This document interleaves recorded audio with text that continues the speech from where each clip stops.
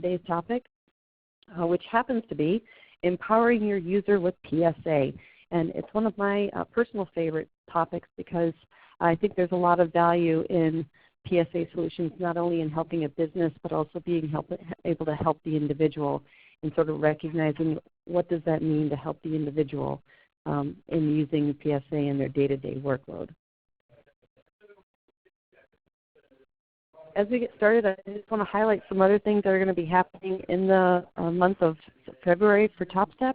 We will continue on with this topic from a very specific PSA technology approach. So next week we'll talk about the NetSuite OpenAir platform, and the week after that FinancialForce PSA. So if you are interested or have any of those platforms, definitely looking forward to hearing you join us to learn more about how this applies to your technology.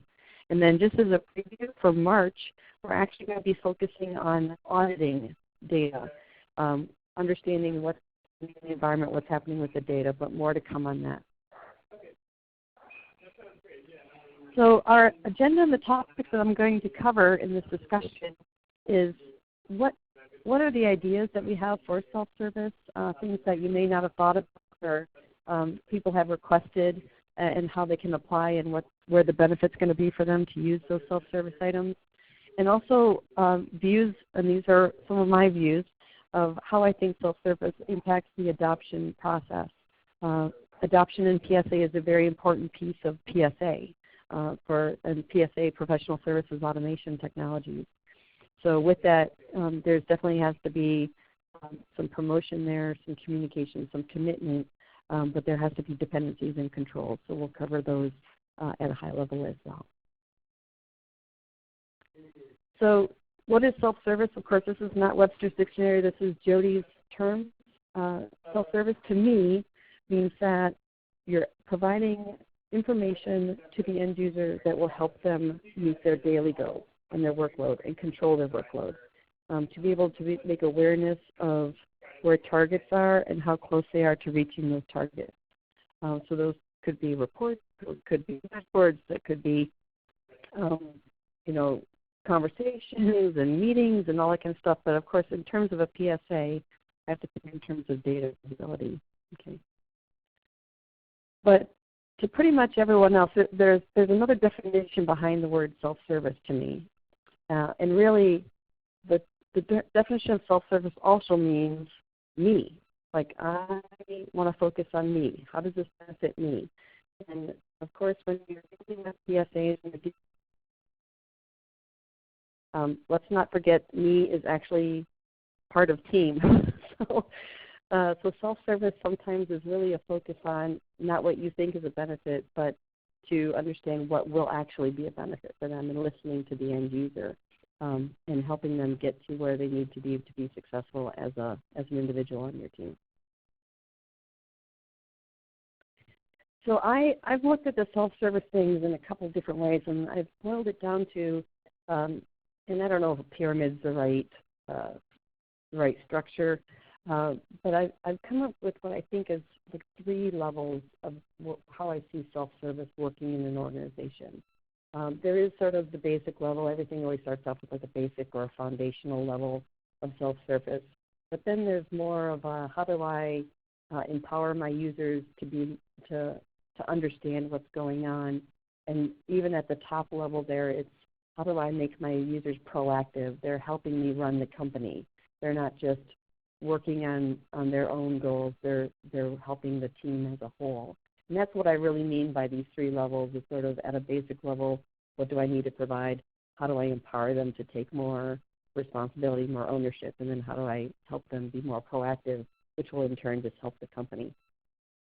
And to be honest, as I go through the definitions of these throughout the presentation today, I don't think there's really any wrong answer or right level that a company should get at. I think the level the company wants to get to is really a comfort factor that fits their business model and the types of resources that they have and the types of work that they do. So some companies should strive to be proactive. Other companies would be very satisfied to be at an empowerment level. And then there are the companies that, basic is just well and good based on how they run the business and the type of business industry they're in. So let me start off with basic. What I classify as basic is actually really basic. So in some cases, you need people to capture time and expense, okay, in the system, in the PSA module. So what is the thing that people hate doing? They hate, kind of doing administrative stuff a lot of times. So setting up at a basic level to give people access to record time against anything, right? They just log into the PSA and they have access to everything. Okay, that's a real basic level self-service because you're trying to make it as easy as possible for them to do the work, okay? The con against this basic level is, what if you're the type of company that has hundreds and hundreds of open projects at any point in time? Now it's become a burden to the user. So now the other, kind of the flip side or another version of this basic level, I believe, is being able to give people access to the projects that they're supposed to be working on. Okay, visibility into a limited set, therefore it's streamlining the ability to put time and expense in, not having to waste time kind of scrolling through lists or having to do searches and stuff to find the right project. Okay, often this actually involves a third party, a third person, like a resource manager or a manager or project manager that's sort of making sure that there's some kind of relationship of the person to the data in the system so that they can put their time in. Okay, but at a very basic level, this is how I classify basic. You're still giving a service to the individual. You're still helping them make their job easy when it comes to the administrative stuff that they may or may not like to do. But that's about it. They do recognize the PSA is something they have to do. They have to put their time in. So you can't get any more basic than this, most likely. And I'm sure you're all saying yes, of course. But the empowerment level, I think, is where a lot of companies would feel comfortable in, or maybe should strive to get to this level. And the empowerment is more giving people a little bit more control of their own destiny. And when I say that is them being able to see what are they being measured against and how are they achieving that measurement, and making it an easy way to see that data versus having to try to figure out how to keep scratch paper or an Excel document or something to kind of keep track of it on their own.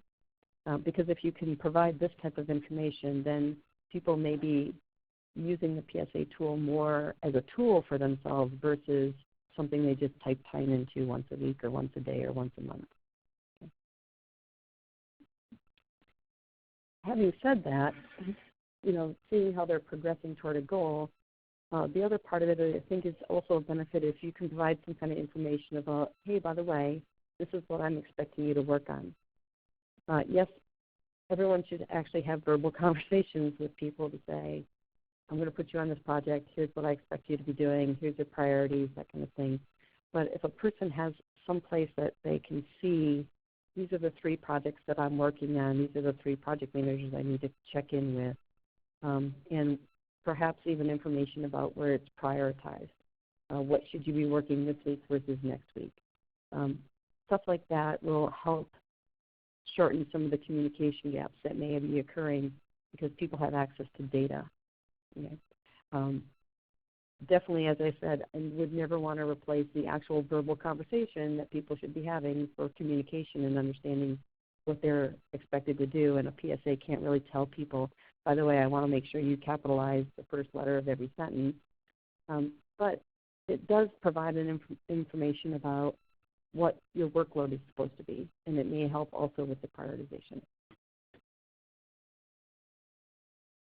Now the next level, though, is something that, to be quite honest, I think there's mixes of this that people can achieve, but I don't know if it's necessarily a good fit for all the different companies. It really depends on the type of business and the type of work that you do.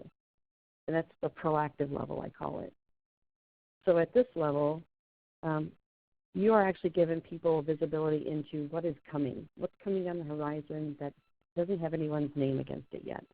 So maybe even some currently signed work that hasn't been scheduled out yet, maybe even in the visibility into highly probable deals that could be coming down the line.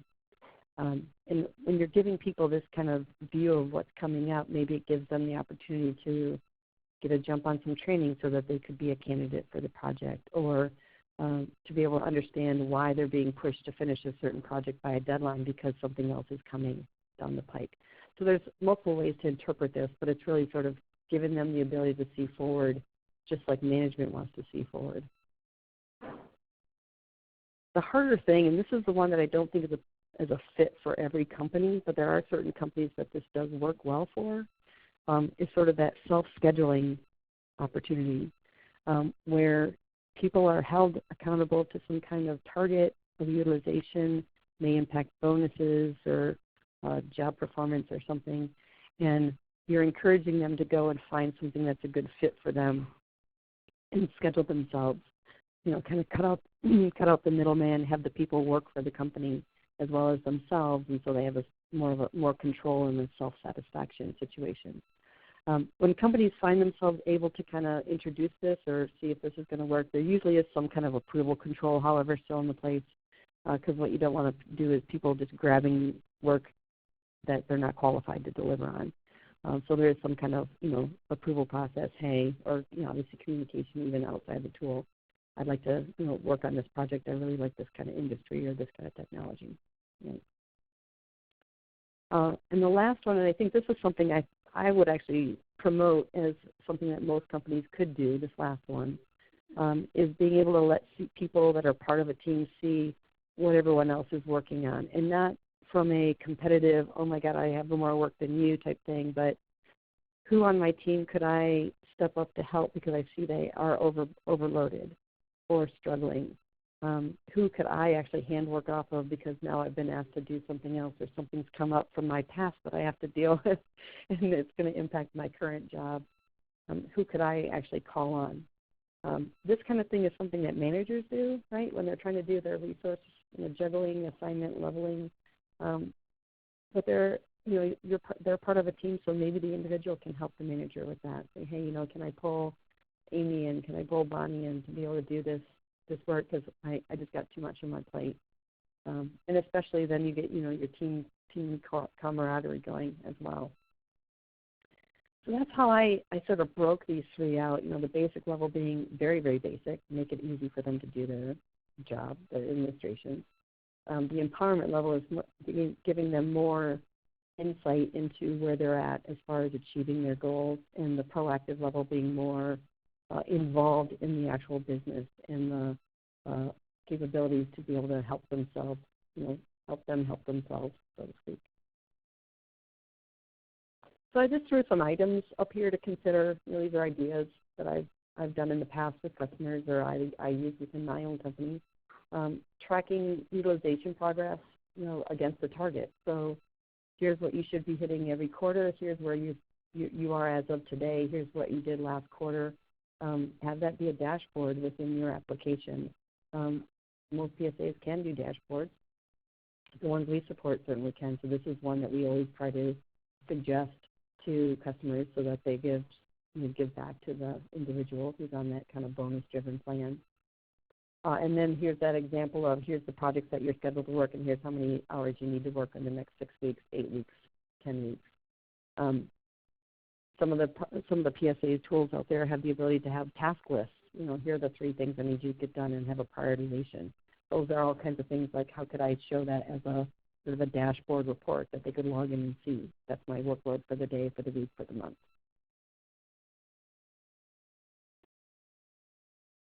Another one is giving visibility into what's coming. So a lot of the PSA technologies out there can do things like I'm going to placeholder, I need this senior consultant or I need a consultant. So it's like a general type of job role that you're trying to fulfill. And you may just use a type of resource record or a generic to say, okay, I need somebody, a consultant, to do this work.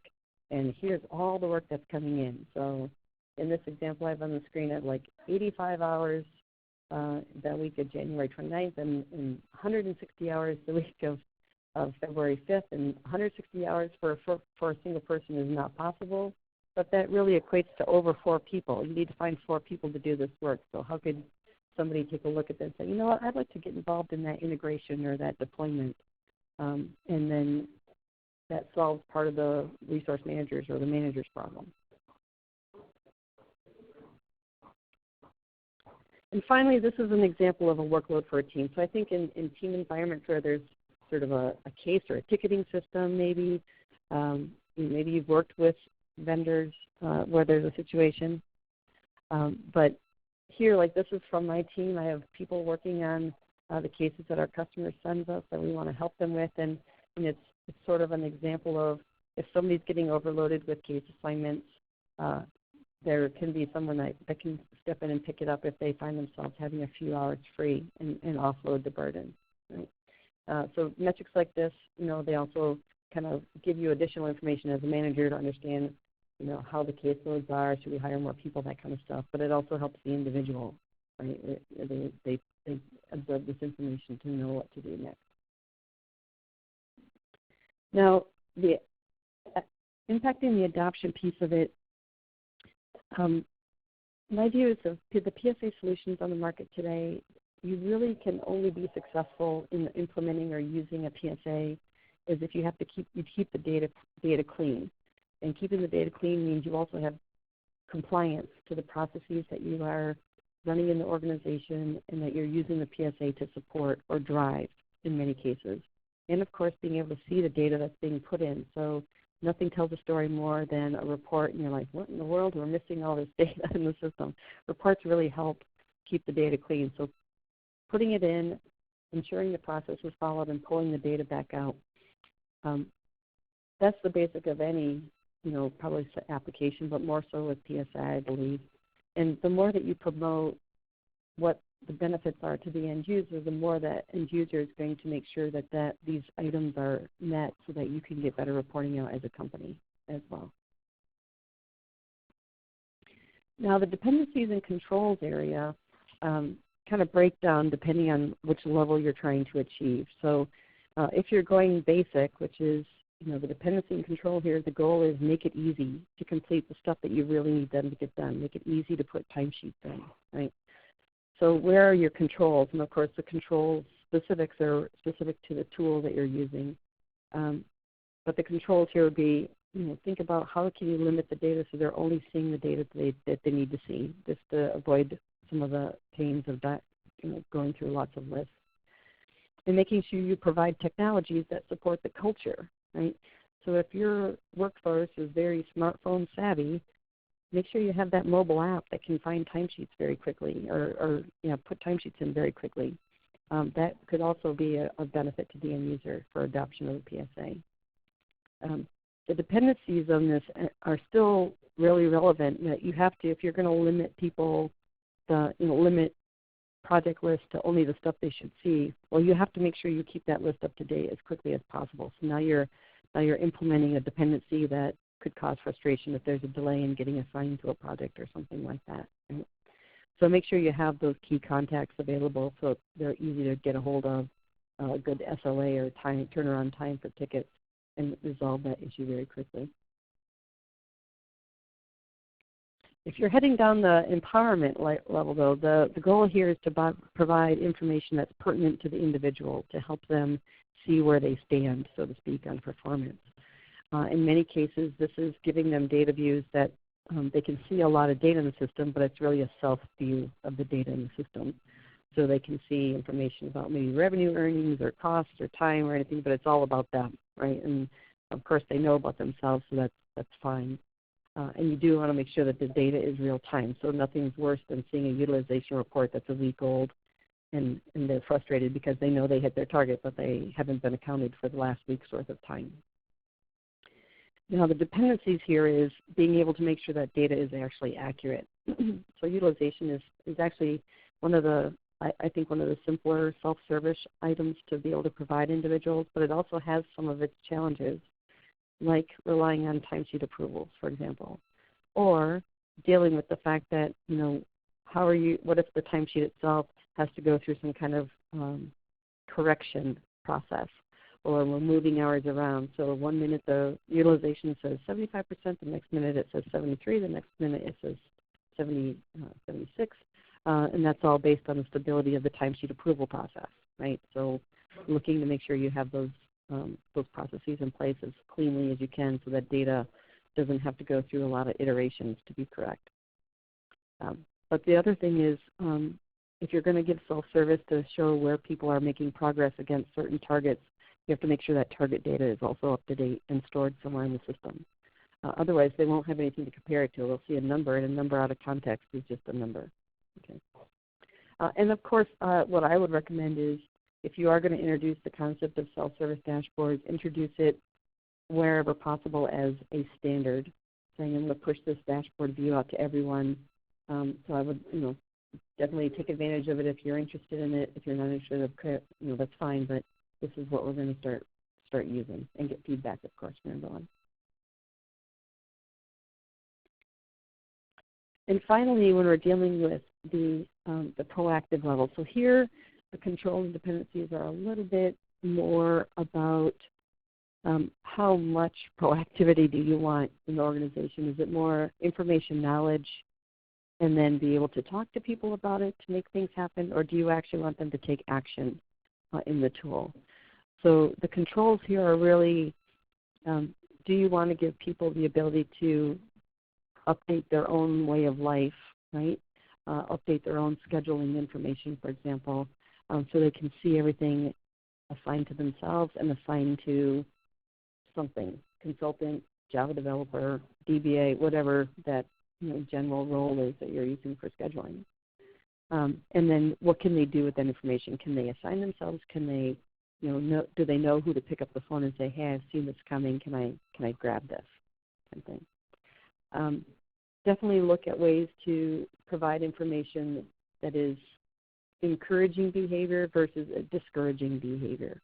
So encouraging behavior to help somebody out if you've got some free time and you can help somebody out because they're overloaded, versus, well, how come I didn't get on that project because I have this skill set and that person doesn't, and so there's also, you have to consider what would be the worst case scenario for behavior driving as well. But for the most part, think in terms of how they can control their destiny.